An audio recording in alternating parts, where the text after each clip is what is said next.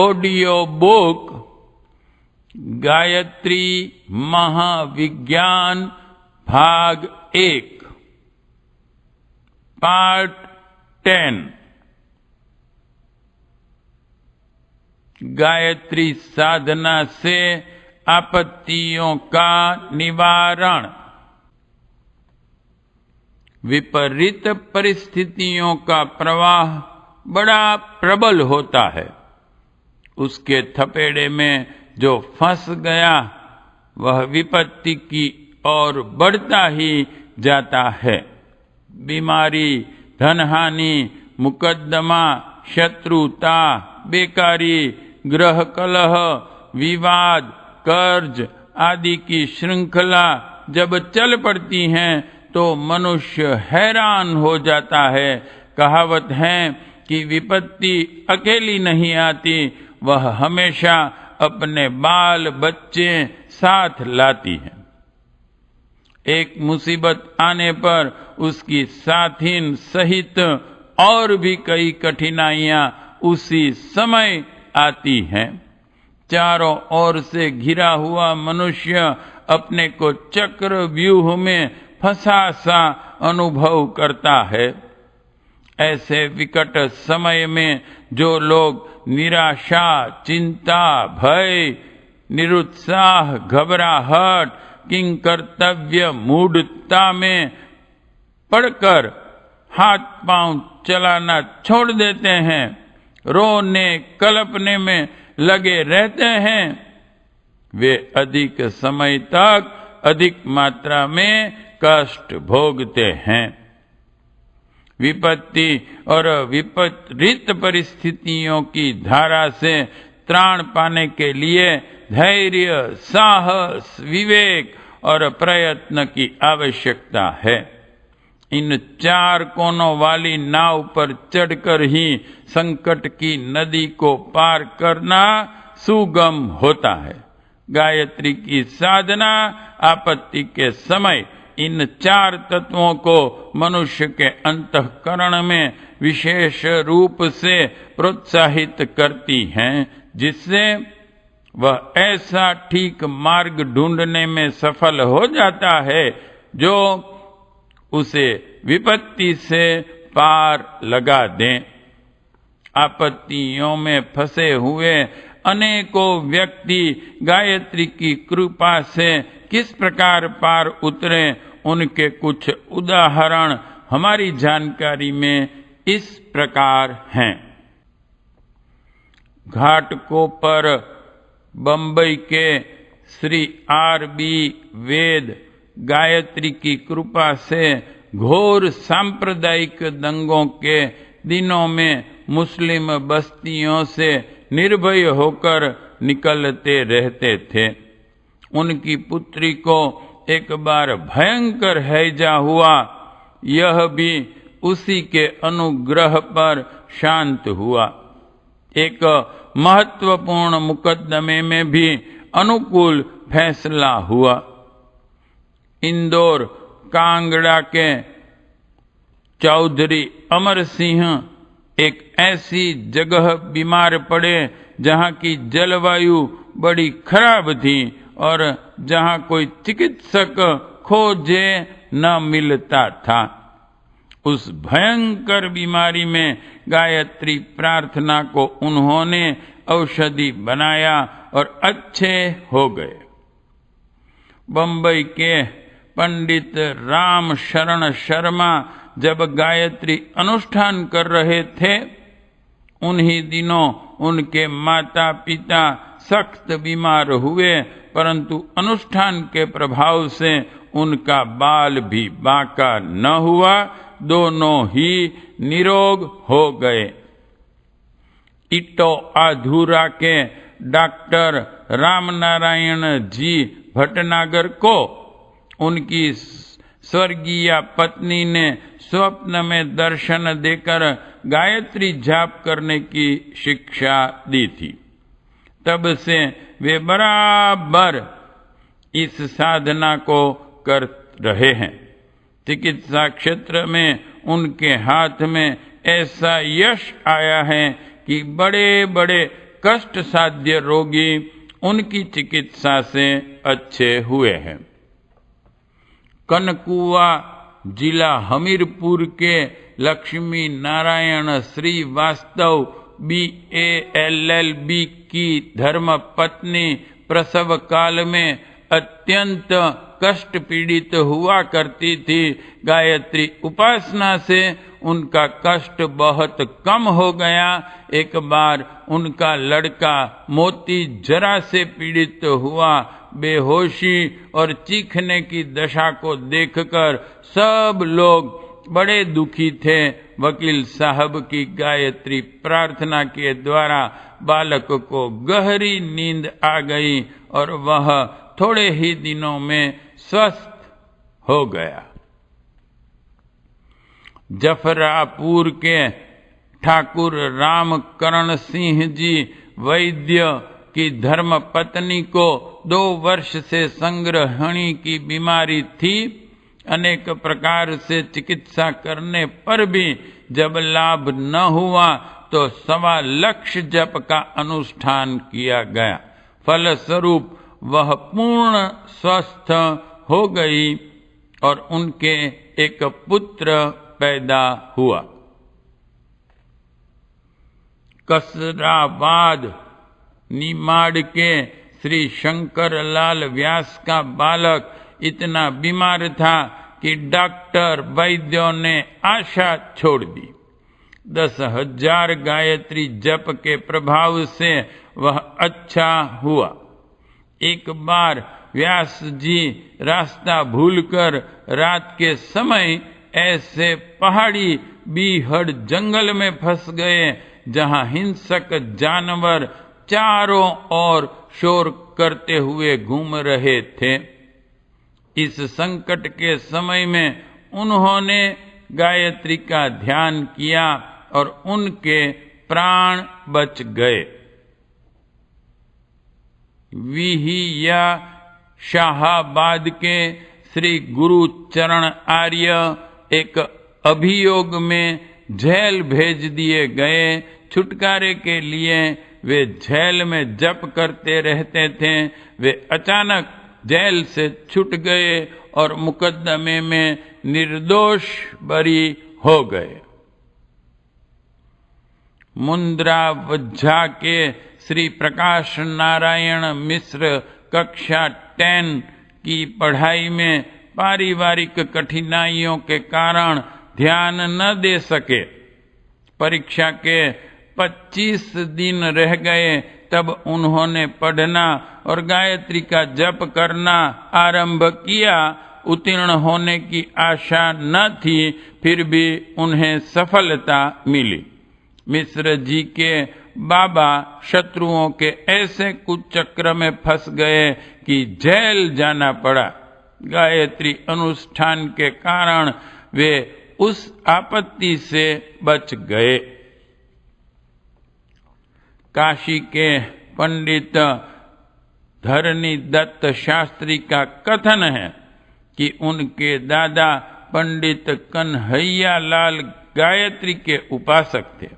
बचपन में शास्त्री जी अपने दादा के साथ रात के समय कुएं पर पानी लेने गए।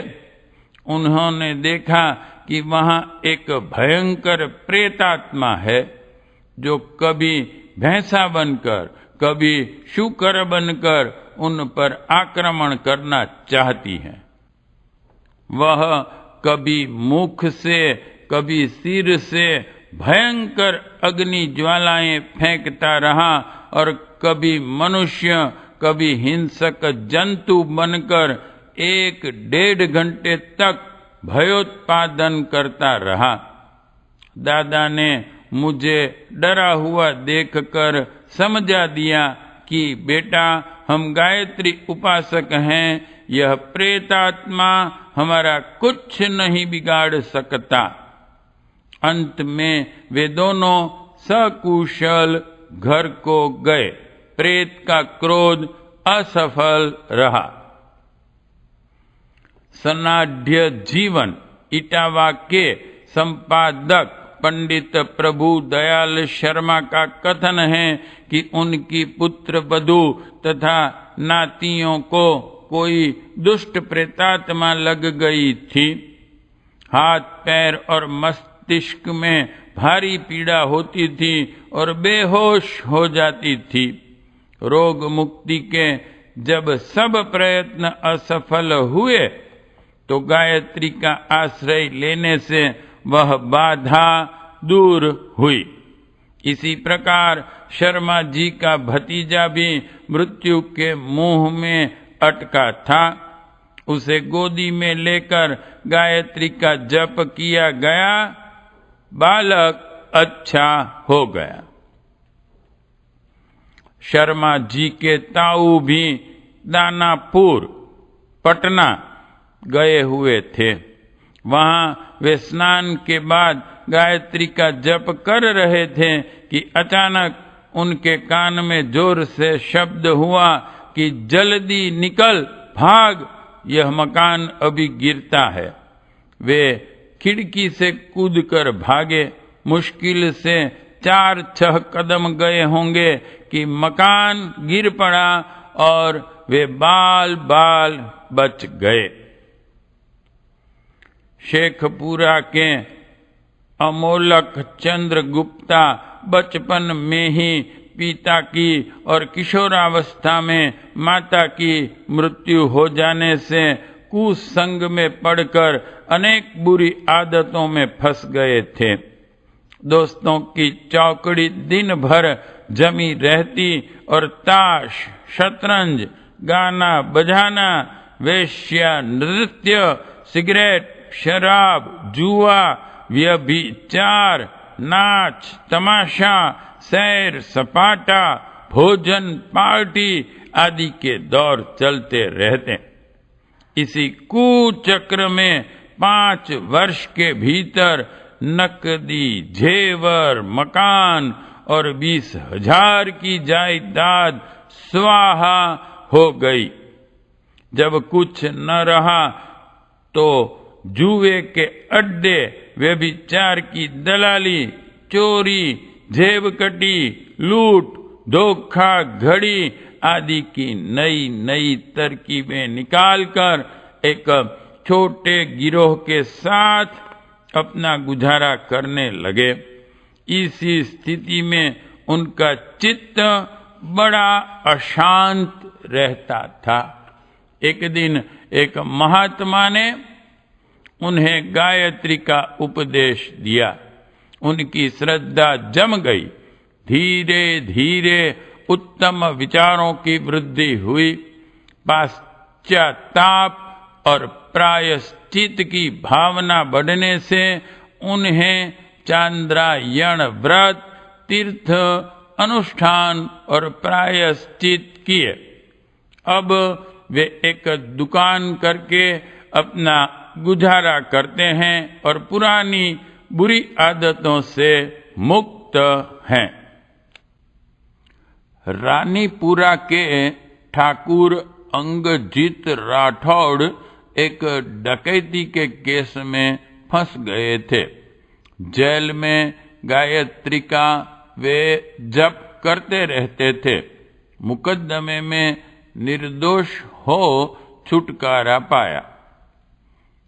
अंबाला के मोतीलाल माहेश्वरी का लड़का कुसंग में पड़कर ऐसी बुरी आदतों का शिकार हो गया था जिससे उनके प्रतिष्ठित परिवार पर कलंक के छींटे पड़ते थे। माहेश्वरी जी ने दुखी होकर गायत्री की शरण ली। उस तपश्चर्या के प्रभाव से लड़के की मति उल्टी और अशांत परिवार में शांत वातावरण उत्पन्न हो गया। टोंक के श्री शिवनारायण श्रीवास्तव के पिताजी के मरने पर जमींदारी की 2000 रुपये सालाना आमदनी पर गुजारा करने वाले 19 व्यक्ति रह गए। परिश्रम कोई न करता, पर खर्च सब बढ़ाते और जमींदारी से मांगते। निदान वह घर की फूट और कलह का अखाड़ा बन गया। फौजदारी और मुकदमेबाजी के आसार खड़े हो गए थे। श्रीवास्तव जी को इससे बड़ा दुख होता, क्योंकि वे पिताजी के उत्तराधिकारी गृहपति थे।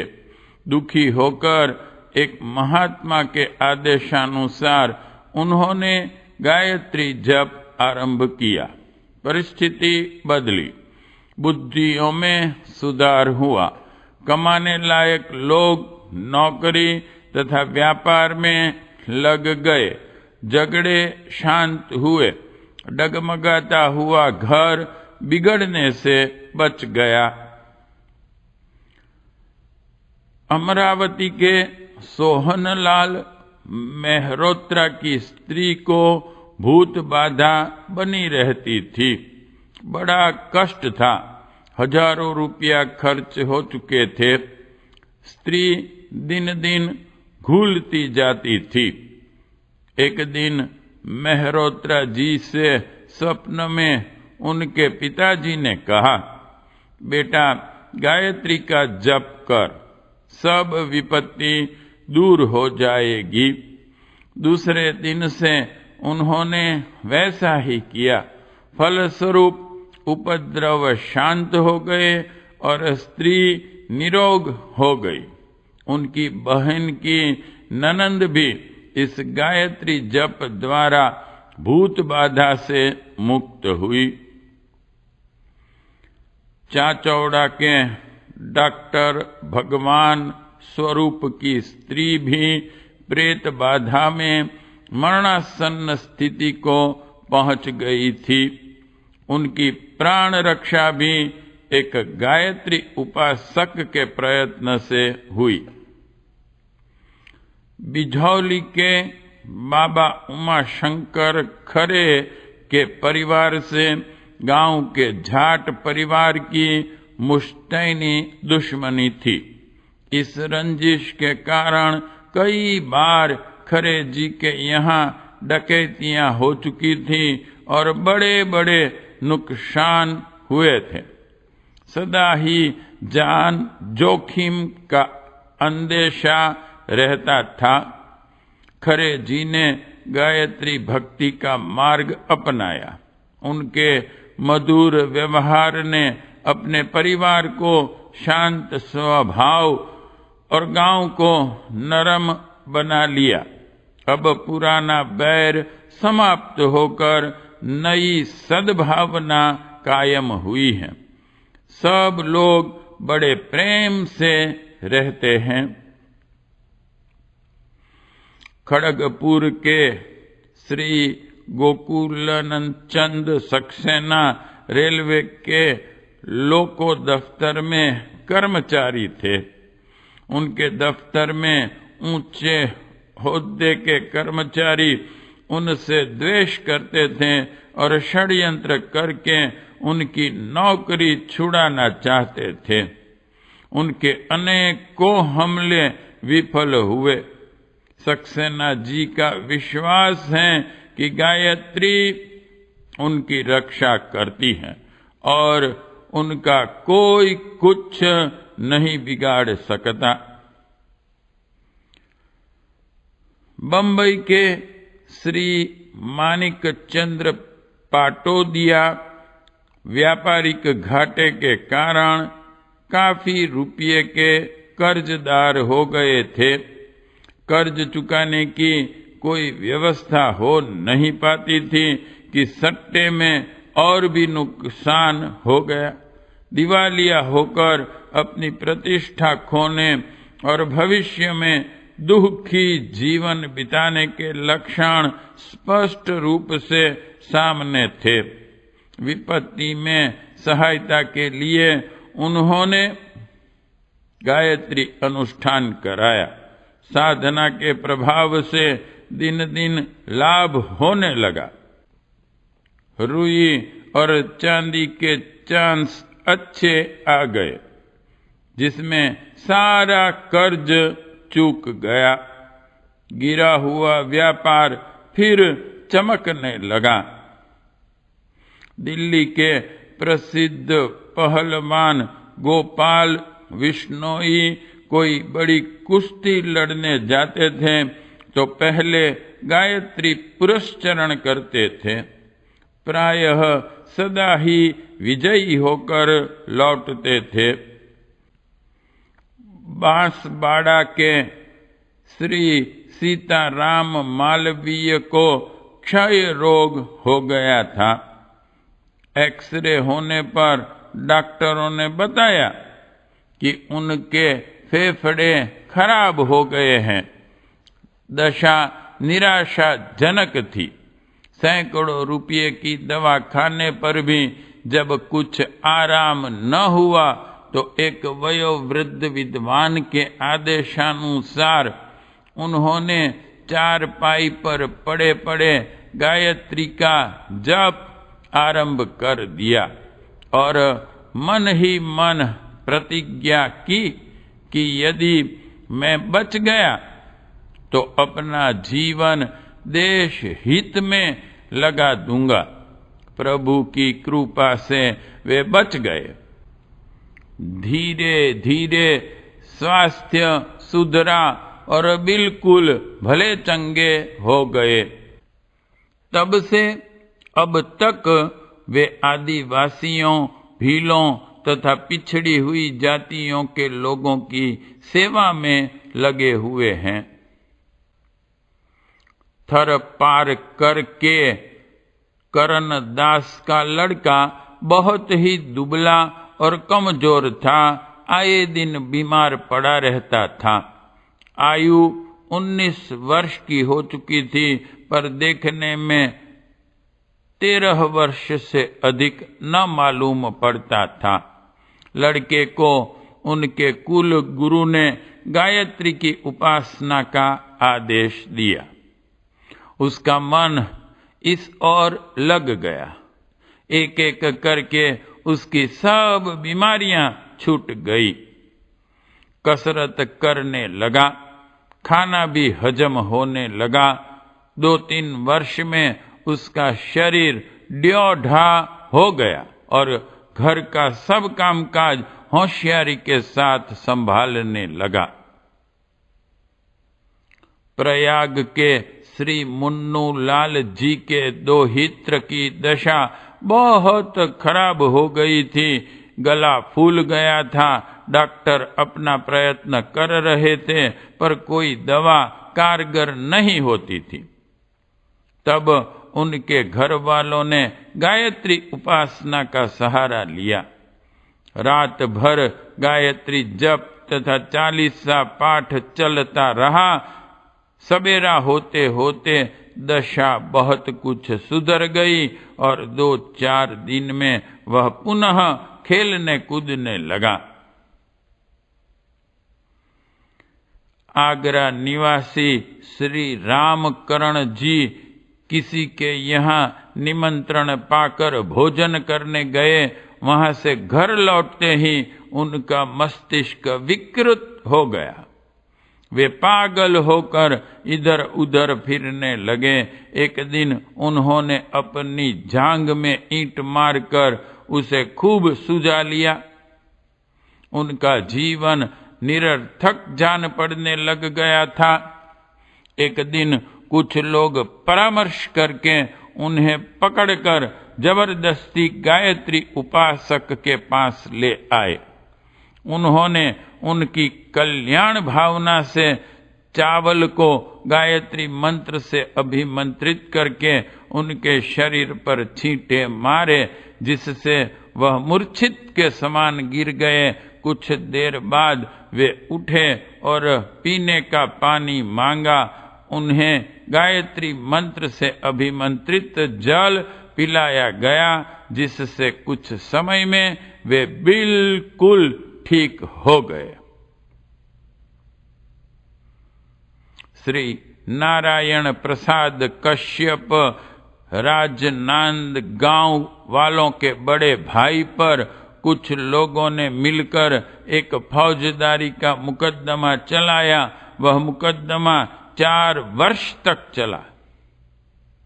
इसी प्रकार उनके छोटे भाई पर कत्ल का अभियोग लगाया। इन लोगों ने गायत्री माता का आंचल पकड़ा और दोनों मुकदमों में से इन्हें छुटकारा मिला। स्वामी योगानंद जी सन्यासी को कुछ म्लेच्छ अकारण बहुत सताते थे। उन्हें गायत्री का आग्नेयास्त्र सिद्ध था। उसका उन्होंने कुछ म्लेच्छों पर प्रयोग किया तो उनके शरीर ऐसे जलने लगे मानो किसी ने अग्नि लगा दी हो। वे मरण तुल्य कष्ट से छटपटाने लगे। तब लोगों की प्रार्थना पर स्वामी जी ने उस अंतर्दाह को शांत किया। इसके बाद वे सदा के लिए सीधे हो गए। नंदनपुरवा के सत्यनारायण जी एक अच्छे गायत्री उपासक हैं। उन्हें अकारण सताने वाले गुंडों पर ऐसा वज्रपात हुआ कि एक भाई 24 घंटे के अंदर हैजे से मर गया और शेष भाइयों को पुलिस डकैती के अभियोग में पकड़ कर ले गई। उन्हें 5-5 वर्ष की जेल काटनी पड़ी। इस प्रकार के अनेकों प्रमाण मौजूद हैं जिससे यह प्रकट होता है कि गायत्री माता का आंचल श्रद्धा पूर्वक पकड़ने से मनुष्य अनेक प्रकार की आपत्तियों से सहज में छुटकारा पा सकता है। अनिवार्य कर्म भोगों एवं कठोर प्रारब्ध में कई बार आश्चर्यजनक सुधार होते देखे गए हैं। गायत्री उपासना का मूल लाभ आत्म शांति है। इस महामंत्र के प्रभाव से आत्मा में सतो गुण बढ़ता है और अनेक प्रकार की आत्मिक समृद्धियां बढ़ती हैं। साथ ही अनेक प्रकार के सांसारिक लाभ भी मिल जाते हैं। पार्ट 10 समाप्त।